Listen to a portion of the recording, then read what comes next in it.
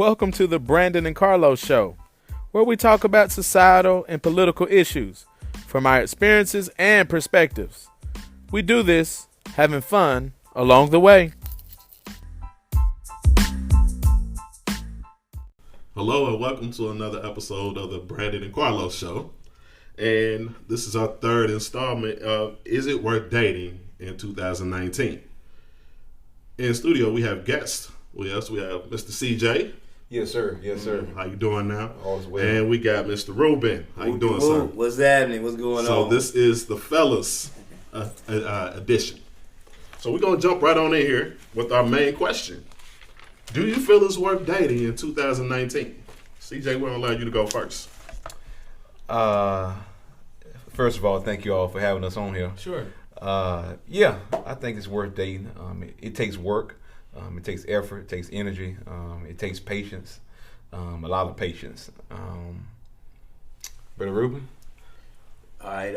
I just, once again, I guess I'll say like he did. Thank y'all for having us on. I listened to the show before. Thought it was real good. Same here. Thank you. Real good. I think it's worth dating, but you got to be worthy yourself to be dated. A lot of brothers out there talking about what they're looking for, but they're not willing to show that.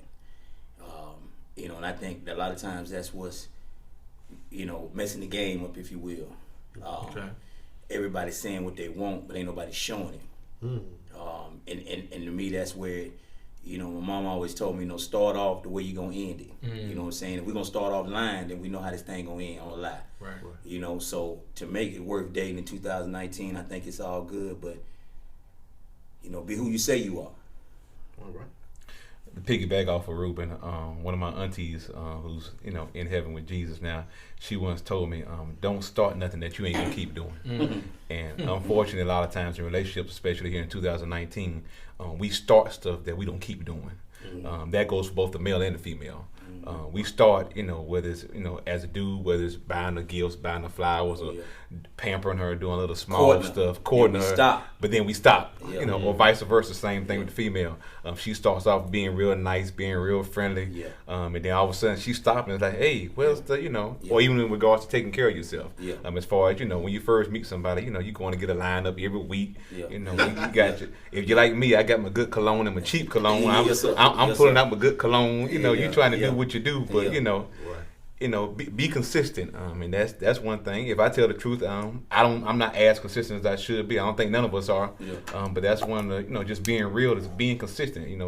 Don't start something that you ain't gonna keep doing. I mean, if you're gonna be nice to her, you're gonna take her out. You're gonna do nice things for her. Be consistent with it. I mean, God and the black female both want consistency. Right. Yes, sir. Yeah, both of them. Yes, sir.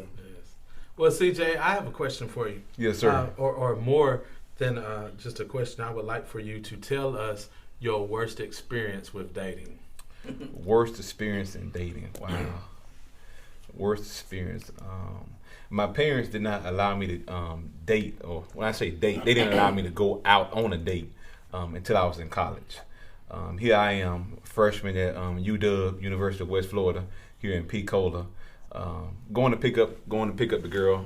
If I'm not mistaken, we was going to Old Charlie's or somewhere. I can't remember where we was going. I think me being the big dude, I like to eat Old Charlie's. Old Charlie's got them rolls they bring out with the butter. But I was going to pick her up. Pulled up in front of her dorm, man. Again, this is my first date now. This first, because again, my parents didn't let me date. I stayed on campus at UW. Pulled in front of the dorm, and the girl standing there on the sidewalk, and I'm waiting for her to get in, and she just standing there. So I rolled my window down. I said, the door open. Come on, get in. And she's still standing there. So I guess I'm a little slow or something. I talk a little bit louder. I say, hey, come on, door open, come on in, and she just standing there. And then it finally clicked after about, a few seconds. Stupid, she waiting on you to get your big self out the car and go open the door. Wow. So I get out, take my seatbelt off, get out the car, walk around. I open the door. As soon as I open the door, she said, thank you, and she got in the car. She taught me a lesson that day. That's a certain way that you ought to treat that a lady demands to be treated. I learned the hard way that day. Right. But yeah, that's probably one of the most memorable experiences I had. So you would say that's your worst? Just jumping into it, huh? That's the one that's fresh on my head. Okay, gotcha. Fresh on my head. Yeah. Reuben, what about you? What was your worst experience in dating? Man, you know, mine fresh too. Fresh, just like some old biscuits I dub. And Man. I put 6 years in a relationship.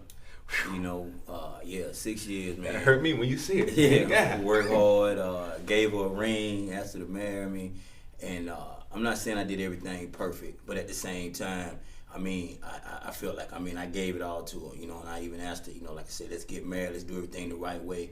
I mean, she had her ATM card, I had my ATM card. When I made money, I made sure she had money. So it was like we was married and all anyway.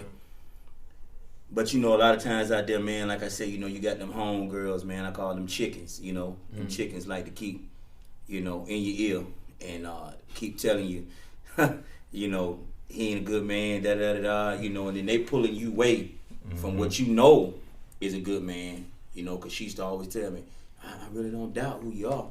But, you know, my friends say, you know, and it's like I say, you know, when you start letting them chickens get too loud in your ear, you know, they're going to mess you up. Yeah. Right. And what's even more sad, jump to the end real quick, is that, you know, 6 years later, I get a nice long text, you know, a couple weeks back, and it was like, I should have known who you were. I felt like I knew where your heart was at, but now that we've separated, you know, I felt like I learned a life lesson, a life lesson. But you know how much time, money, and effort that we put into this. Talk, man. 6 years. Come on, man. You know what I'm saying? And you sitting here and you took it upon yourself to listen to somebody that, as I like to tell people, you ain't the king or queen in these four walls, okay? When it's me and you within these four walls, how we gonna let somebody or something come in and separate us? And you know. Quick question: did they even have somebody? Were they married? Did they have it? You know, the person she was listening to, were they married or even in a successful relationship? Don't get me started on that. You know, I'm real big on the whole thing. How can you talk about something you don't have? Exactly. Okay. Exactly. I can't tell you how to drive a Jaguar, cause I ain't never had one. Okay, all I can tell you is, man, I think that's a hell of a car to have. You know what I'm saying? Right. And she was listening to females that done been to two, 3 different marriages. You know what I'm saying? And a lot of them just didn't have nobody in their life. You know, kids didn't have their father, blah blah blah. You know, and that was another thing. She had 2 kids, and I even jumped in as far as the, you know, play the fatherly role, which, you know, is hard nowadays because a lot of times that's where the problem come in these relationships. I'm gonna tell you. I never thought in my life the hardest job in a relationship ain't really being in love. It's being a step parent. Okay. Man, boy, look at you. Talk about it. Boy, look at you. Talk about it, bro. Cause look, you know, when this just me and her, you know, it was like we cool. Once I met the boys, you know, you always got that one. You can see it in his eyes, like, you ain't gonna be with my mama. My mama's supposed to have one man in her life, and it ain't gonna be you. You know what I'm saying? So, I could see that battle, but I was up for the whole fight because, you know, my mom and dad too told me back in the day, when you get with somebody, you got to take the whole suitcase.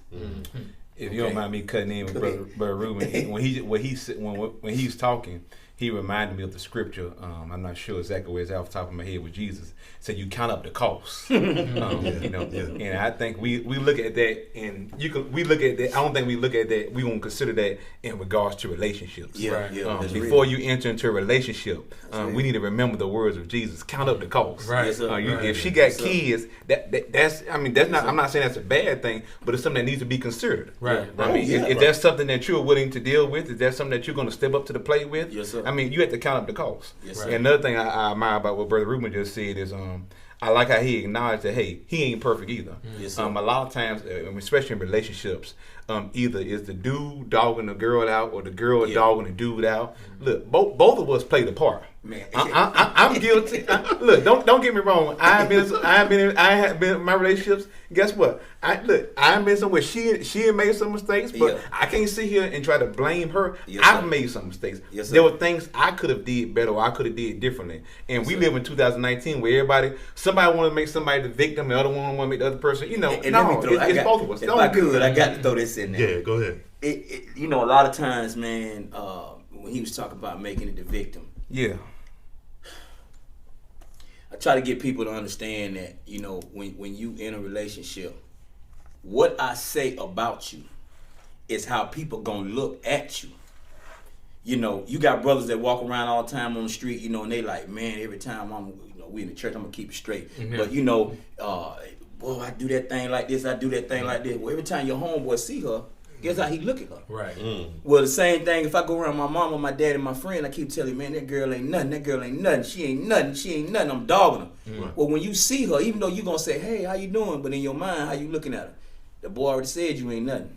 Mm-hmm. Okay? Right. So it's gonna be hard for her to get that. Then when the woman leave, you know, women, how they are, I just get a certain feeling when I'm around your friends. Because I done went over there and said so many bad things. But this the crazy part why I say this.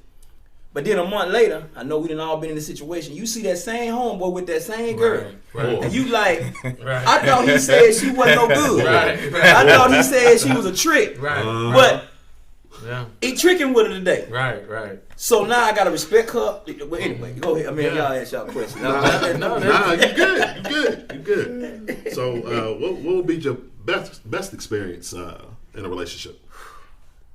Best experience in a relationship, man. I'd probably say definitely. You know, when I was like him, I got started off. I ain't gonna lie, started off real slow. I was telling some kids the other day at the county, man. You know, now sex is prevalent at 13 years old or whatever, you know what I'm saying?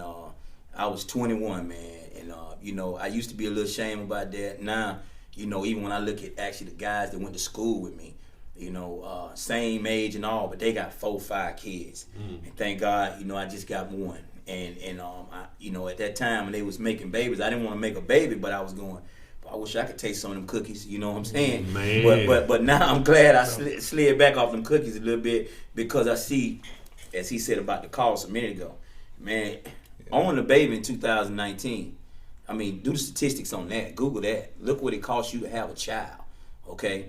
And I was just looking that up the other day, and it's mind-blowing, okay? So when I see all these brothers around here that like to, you know, throw out there, man, I got 8 kids and I still wear Jordans, and all my kids wear Jordans. Use a lie. I'm just gonna put it out there, okay? Cause I know what Jordans cost, all right? And I know how to get Jordans. And let me tell you something: you ain't gonna buy them for 8 kids and yourself and still take care of your kids. It's not gonna happen. So you know, and that's to my point where you can't be the king everywhere you go. You know what I'm saying? So a lot of brothers like to floss and then want to look good in front of the old lady. Then they want to go to work, be the man. You can't be the man everywhere you go. Right. But you know, like I said, back to my whole good relationship, man. This, you know, the first time, like I said, I truly found love. And I really understood and knew what love was, man. That was mind blowing to me, because for number one, what I thought was real love was just me loving my mama. That's what the only thing I knew is real love. Mm-hmm. Me loving my mama. So for me to even think about what I could actually do with another woman or tell somebody else I love them outside of my mama was unheard of for me, and I thought I could never achieve that. But the first time I did that, I remember she told me, you know, one day just sitting down, she said, son, the love I got for you is unparalleled. She said, but one day, you're going to find somebody. She can't take my spot, but you're going to see that the love that she had for you is going to be in a different regard.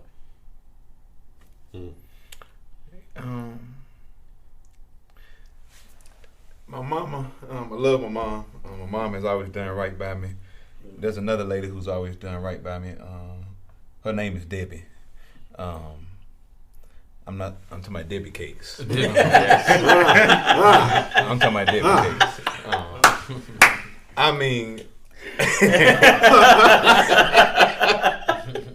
we all brothers, females, males, we're all imperfect. Again, the only perfect female I know is Debbie. That's the only perfect.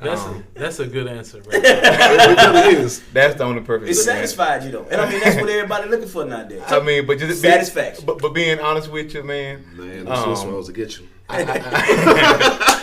I like the zebra cakes. Zebra cakes, you know. But I think one thing I have to always be mindful of, there's a big difference in regards to people that you allow in your life, and people that's assigned to your life. And so many times, even I'm guilty of it, we hold on to people who we allow in our lives instead of holding on to the people God assigns to our lives. And we have to mature, we have to get better, we have to get wiser in our choosings. again, a lot of times, man, we make dumb decisions. I believe we know a lot about the individual, good or bad. It don't take long to know if this is a good catch or if it's a bad catch. It don't. Unfortunately, we all have the proclivity from time to time to, even when we see that it's a bad catch, sometimes we'll hold on tighter, unfortunately. Right. And I think we've all true. been guilty of holding on to stuff than we should. Yeah. Talk about it. I agree with that. I don't know if you all remember that in one of our was it the first episode, Carlos? Yeah, it was the where we very were first talking episode. about a group of men, and I'm going somewhere with this. But there's a group of men that call themselves men going their own way, and they call themselves MGTOW for short. Wikipedia explains them as this. MGTOW is a group of mostly online community of men supported by websites and social media presences, cautioning men against serious romantic relationships with women, especially marriage and cohabitation. The community is part of what is more broadly termed the manosphere. MGTOW have vowed to stay away from women, stop dating, and not have children. MGTOW focuses on men's self-ownership rather than changing the status quo through activism and protest. And then it goes on. In my reading on MGTOW, or men going on their own way, to me it just sounds like a bunch of men who are hurt, scorned by a woman, and I know that we all have had that hurt. I used to feel as though that men only fall in love one time. I used to feel that way. After they have fallen in love that one time, after that, it hurt so bad. No, I'm not going through this again. But then over time, I've kind of matured out of that. But I don't believe men fall in love that often. I won't say that they fall in love in every situation. But where I'm going with this, Reuben and CJ, is this. Have you been hurt that bad to where you would say, I'm not doing this again? Man, look at here. The only time in my life, that I went an entire day without eating was because when my heart was broken. Okay. That's the only day. Don't get me wrong. I love my grandmama. I ain't stopped eating when my grandmama died. Right. I love my auntie. Right. I ain't stopped eating when my auntie died. Sure. For whatever reason, when it came to heartbreak, I stopped eating for an entire day. As you can look at me, I picked out, I made up for the lost time, but yeah, I mean, rejection hurts, man. And when I say rejection hurts, it hurts. I love God. I believe in God.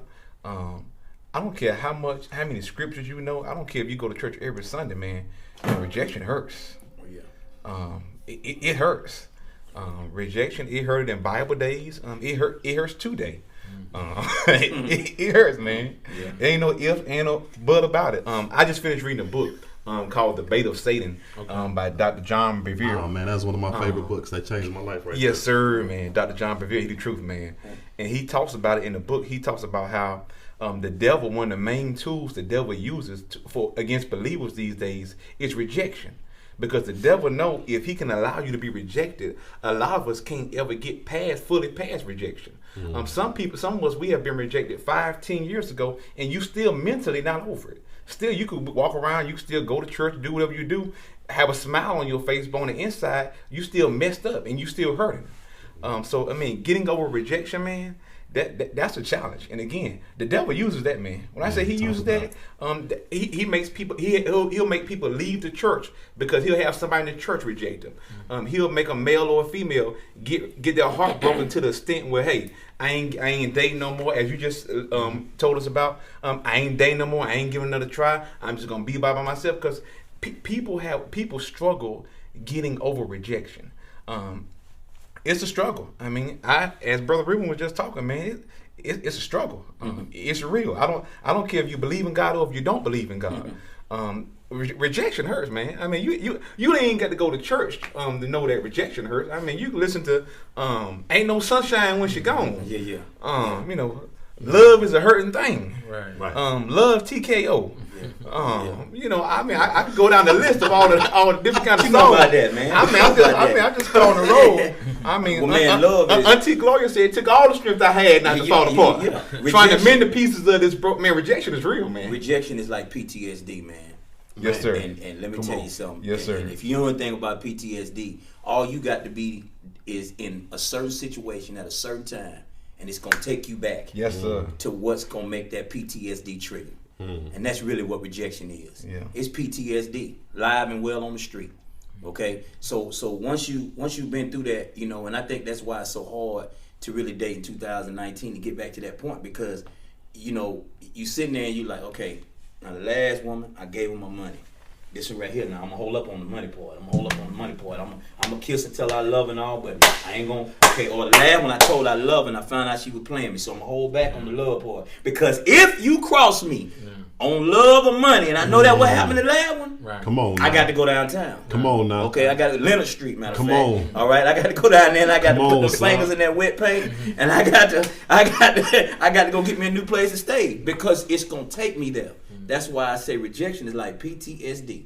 Once you get in that situation at that time and you think back that where you was at when that happened before, because you know when you think back, you're gonna say, I will vow to myself this will never happen again. And when it happens, it make you go gorilla, man. Man, just listening to you talk, man, reminds me of Luke chapter 9, verse 5. I know this ain't no Bible study. I ain't trying to make this no Bible study, but man, Luke chapter 9, verse 5, when Jesus sent the 12 out, it baffles me that when he sent the 12 out, the advice that he gave them, he told them, if you go into a city and they don't receive you, all right. Jesus said, shake the dust off your feet. I mean, Jesus didn't teach. Jesus didn't say, you know, he didn't give them advice on preaching. He didn't give them advice on how to say a prayer or how to sing a song. But out of all the things Jesus could have gave them advice on, How to get past Jesus rejection. gave them advice on how to deal with rejection. Yes, sir. And if Yes, Jesus knew that rejection was part of life, oh yeah. We here today in 2019. We better get with it. we got to get with it because, as Brother Reuben just stated, man, if you don't get with it, man, rejection will mess you up, man. Yes, sir, man. It's a lot of dudes. It's a lot of females. Good dudes. Good females. Yes, but they stuck. They in the words of Pastor Marshall, you know, they on pause when God is trying to press play. Yes, sir. You turn from I think Pastor Marshall, his terminology is, you know, God wants you to be a movement, but unfortunately, you're a monument. And the only reason you're a monument is because of rejection. Yes, sir. Right. Yes, sir. Right. All right. So, man, y'all done went really all the way here. I ain't mean to turn into the Bible study, man. No, we in there. I You like teaching and preaching out here, man. Help somebody. Yes, sir. All right, so check it. Let me go to my next question. So, what do you actually look for in a woman that you would potentially date? I think the spiritual answer is, you know, the spiritual answer is, you know, somebody who loves the Lord and all that kind of stuff. With the curves. Okay, we're breaking down spiritually, but we gonna have to flip it to the other side too, because you know, I don't want you to be so spiritual, you go earthly good. But being straight up, I think, if truth be told, we all look for somebody who's attractive. Number one, no doubt. You know. Number two, you know, you start looking at the qualities. You know, what kind of person is she? You know. Is she respectable? You know, all those kind of things. I need you to elaborate, sir, because you being general. I need you to elaborate. Yes, sir. Because you know your potential mate might be out here listening. Yes, no telling. He keeping it white right now. Don't go black. Don't go black. Come on now. Oh man, what's the question again? What's the question again, man? What do you look for in a potential mate? Attractive, number one. Okay. Gotta be attractive. Number two, you gotta love God. Yes, sir. God is the center of my joy. Okay. I love God, and I can't roll with nobody who don't love God. He's not the center of your joy, because that just ain't gonna mix. Okay. I think one of the biggest mistakes we all make is getting with somebody who we, as the Bible terms it, equally, not yoked. Yeah. So I mean, honestly speaking, love God. Fine. Well, what is fine? I need you to be specific out here, brother. Well, I'm glad you said that. I'm glad you asked me. Since you asked me, my grandfather, he he's with Jesus as well. But when I was younger, me and my grandfather, we used to watch a show called Sanford and Son. All right. And Fred Sanford, whenever he saw an attractive woman, Fred Sanford would label that female as TB. Yeah. And excuse me, Fred Sanford, he would label her as TB. And Fred Sanford would tell you TB stands for terrific body. Okay. So I think all brothers are looking for TB in the words of Fred Sanford. Just like I believe, females, they're looking for somebody who's attractive as well. I think anybody who says anything otherwise is, far from the truth. I ain't want to call them a liar, but they far from the truth. I'm the but I'm the sinner in the way, so I have to. We all want somebody attractive. We all want somebody who loves God, and we want somebody who's going to love us. Yeah. Brother Reuben. Yeah. Go ahead, man. Of course, like I said, I look for that person. I mean, just catch your eye. People say love at first sight, so I don't know how that work all the time, but I know definitely when you cross the room and you look over and say, wow, you know what I'm saying? Boy, if that was water, I want to be the glass. Yeah. I got some lines for you. We'll talk about that on the next show. Go ahead, boy. We gonna bring him back for them lines. I'm saying I always say a tall glass of water. But he said something, boy, it took it to a whole nother level. Yeah, like I said, and I tell people, but really, man, it's like picking a friend for me, because really you want this person to be a friend. Yeah. And it's finna be real serious when I say this, but it's almost like I tell friends, whether it be male or females, within my job circle. If I can't respect you on the business side, I can't see me hanging out with you on the pleasure side. Right. So when I see a young lady, yeah, you attractive, but if you ain't got that business head, or I feel like you gonna help me elevate my life, I feel like we're not gonna really be a good match. Because I mean, let's be real. This 2019, I got a mortgage. Okay, right. I got a truck payment. I got bills. Okay, and I'm sure she got some bills and stuff she got too. All right. So when we get together, I know me. I'm always focused on somehow making $1. All right, and I know being with a woman gonna take me having $1. Okay, that's right. So for me to $2, you're right. So now for me to be like, and like we talked about earlier with the whole kids thing, I remember telling my girlfriend now, I said, you know what? When I started dating her, I was thinking to myself, I'm going out with this young lady for the first time, and it took us 2-3 days, and then all of a sudden she brought the kids along. So now I went from buying, one chicken dinner at Outback Steakhouse to now I'm buying 4, because she got 2 kids, her and me. Now I'm spending $117 at the restaurant. Yeah, for 4 people, 2019. Well, that's the PTSD. Exactly. You remember that? I mean, because that's why I told her. Sometimes when we have our little disagreements, that's the first thing I bring up. You only got to put up with me. I had to put up with all y'all. Right. Okay. So remember, the man has to digest a lot too. A lot of time people are like, men don't cry, men don't hurt, men don't have to digest Come on, a bunch man. of stuff. Talk about that, but sir. we got a lot we have to digest. Because every time I see a woman, I'm gonna go and keep it real, I get tired of hearing, I've been through a lot. Well, hell, I done been through a lot too. Okay, let's just go 100 with this. All right, I done been through a lot too. All right, boy, come on, man, talk about it. I didn't know my daddy. Okay, my mama was hard on me. Yeah. I had my uncles pick on me, call me names. I mean, because everybody, I was picked on, I was this and that. We all done been through something, and that's something we got to remember in the relationship. Okay, you ain't the only one got a backpack on. Right. Everybody got that Teenage Mutant Ninja Turtle backpack on. That's good. Okay, so we got to understand that. But still, attraction, and you got to be about your business, because that's sexy. When a woman handle her business, to me, that's sexy. Y'all women hear that out there? I mean, it's funny. Listen to Reuben. Reuben's funny, but he's saying real stuff. Helping me out. Man, it's amazing that physically, we're supposed to lift weights physically. Yeah. But spiritually, we're supposed to get rid of weights. Again. Go ahead. Physically, we're supposed to lift weights. Yes, sir. But spiritually, we're supposed to get rid of weights. Yeah. And the Bible talks about, removing, getting rid of weights. And sometimes we can get in a relationship with a weight. Oh, man. Somebody who brings us down. Man. Brings you down in your finances, brings you down in, and how you live and how you were raised. Brings you down. So, again, we got to get rid of lift weights physically, but spiritually get rid of the weights. Yes, sir. We'd like to thank you. This is our time.